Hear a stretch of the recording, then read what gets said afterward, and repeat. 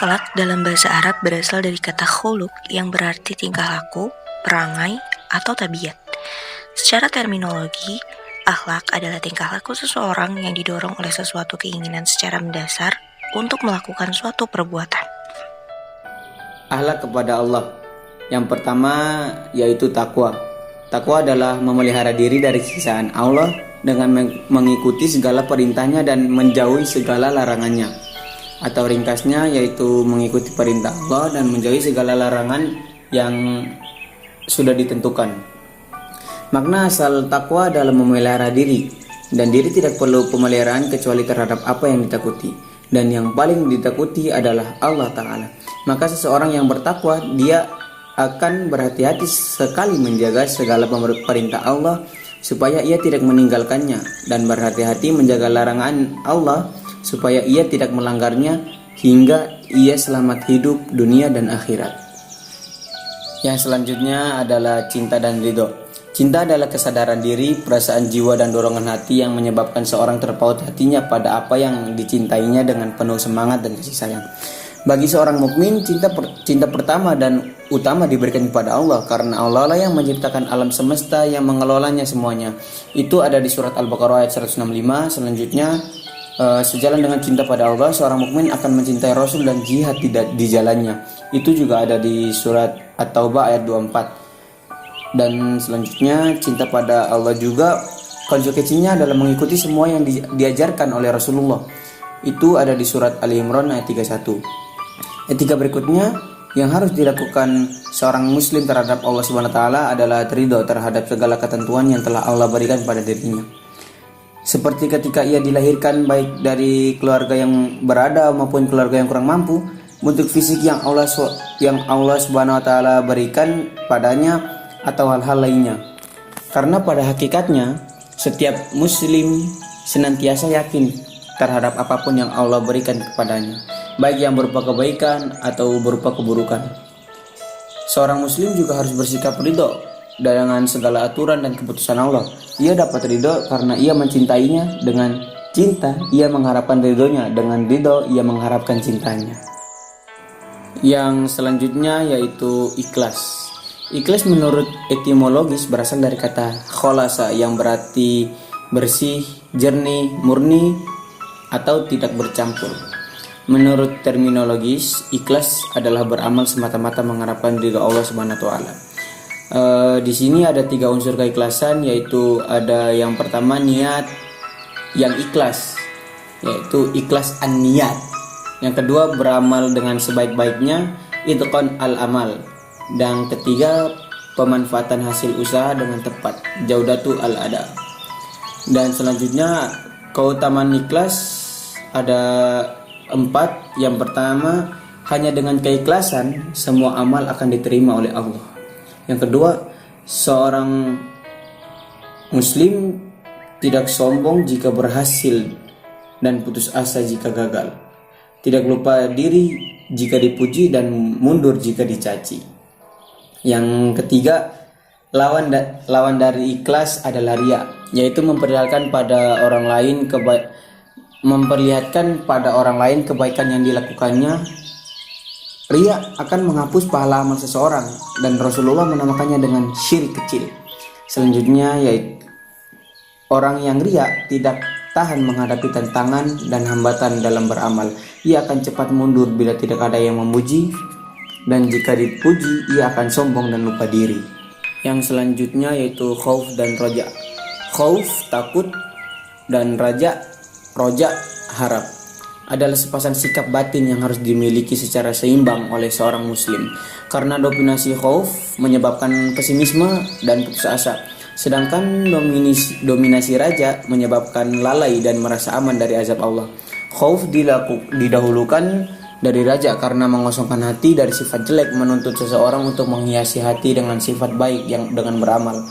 Khauf adalah kegalauan hati membayangkan sesuatu yang tidak disukai yang akan menimpanya, atau hilangnya sesuatu yang disukainya. Dalam Islam, semua rasa takut harus bersumber dari rasa takut kepada Allah. Itu ada di surat At-Taubah ayat 13. Sebab takut kepada Allah itu ada beberapa, yaitu karena ia mengenal Allah Ta'ala yaitu ma'rifatullah. Yang kedua, karena ia takut akan azab Allah karena dosa-dosa yang dilakukannya. Yang selanjutnya, dampak positif dari khauf. Yang pertama, melahirkan keberanian, menyatakan kebenaran tanpa ada rasa takut pada makhluk yang menghambatnya. Ada di surat Al-Ahzab ayat 29. Selanjutnya, menyadarkan manusia untuk tidak meneruskan kemaksiatan dan menjauhkannya dari segala bentuk kefasikan dan hal-hal yang diharamkan. Seterusnya, roja adalah memautkan di hati pada sesuatu yang disukai pada masa yang akan datang. Raja harus didahului dengan usaha yang sungguh-sungguh, karena harapan tanpa usaha hanyalah angan-angan yang semata. Itu ada di surat Al-Baqarah ayat 218. Seorang mukmin haruslah memiliki sikap roja. Bila beribadah dan beramal, ia berharap agar ibadah dan amalnya diterima oleh Allah dan dibalas berlipat ganda. Dan jika bermaksiat kemudian menyadarinya, ia segera meminta ampun dan berharap Allah mengampuninya karena ia yakin Allah Maha Pengampun. Itu ada di surat Yusuf 87. Akhlak kepada Allah yang selanjutnya yakni tawakal. Tawakal adalah membebaskan hati dari segala ketergantungan kepada selain Allah dan menyerahkan keputusan segala sesuatunya hanya kepada Allah. Seorang muslim hanya boleh bertawakal kepada Allah semata, seperti yang terkandung dalam surah Hud ayat 123, yang artinya, dan kepunyaan Allah lah apa yang gaib di langit dan di bumi, dan kepadanya lah dikembalikan urusan-urusan semuanya. Maka sembahlah Dia dan bertawakallah kepadanya, dan sekali-kali Tuhanmu tidak lalai dari apa yang kamu kerjakan. Tawakal adalah salah satu buah keimanan. Orang yang beriman bahwa semua urusan kehidupan di tangan Allah, maka ia akan menyerahkan segala sesuatunya kepadanya dan ridho dengan segala kehendaknya, seperti yang tertera dalam surah Al-Maidah ayat 23. Tawakal harus diawali dengan kerja keras dan usaha yang maksimal, yaitu ikhtiar. Hikmah dari tawakal yaitu, tawakal sangat bermanfaat untuk ketenangan batin. Jika seseorang telah berusaha kemudian mengalami kegagalan, maka ia tidak akan putus asa dan menghadapinya dengan sabar. Dan jika ia berhasil, maka ia akan bersyukur karena ia yakin usahanya tidak akan berhasil tanpa izin Allah. Tawakal juga akan memberikan kepercayaan diri kepada seseorang untuk menghadapi masa depan dengan segala kemungkinan tanpa rasa takut dan cemas. Tawakal akan mendatangkan perlindungan Allah Ta'ala, seperti dalam surah At-Tolak ayat 3. Yang selanjutnya yakni syukur. Syukur adalah memuji si pemberi nikmat atas kebaikan yang telah dilakukannya. Syukur seorang hamba harus melibatkan 3 dimensi, yaitu hati, lisan, dan jawarih atau anggota badan. Apabila ketiganya tidak berkumpul, maka tidaklah dinamakan bersyukur, yaitu mengakui nikmat Allah dalam batin, membicarakannya secara lahir, dan menjadikannya sebagai sarana untuk taat kepada Allah Subhanahu wa Ta'ala.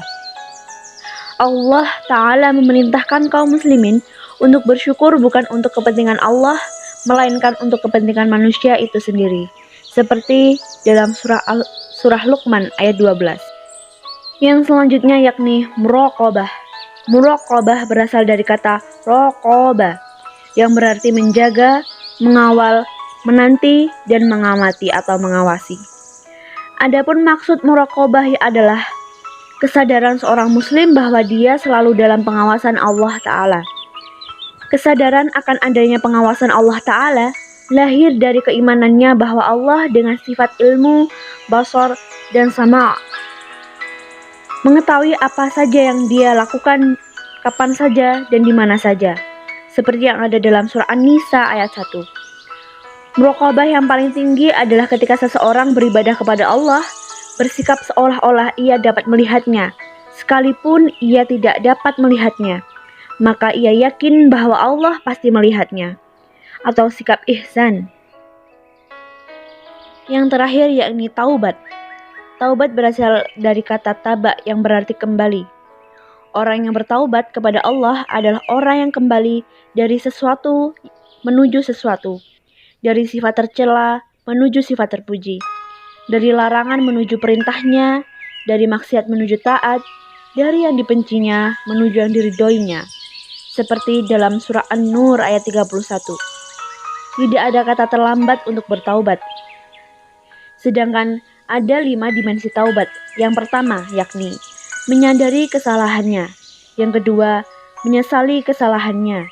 Yang ketiga, mohon ampun kepada Allah dengan istighfar.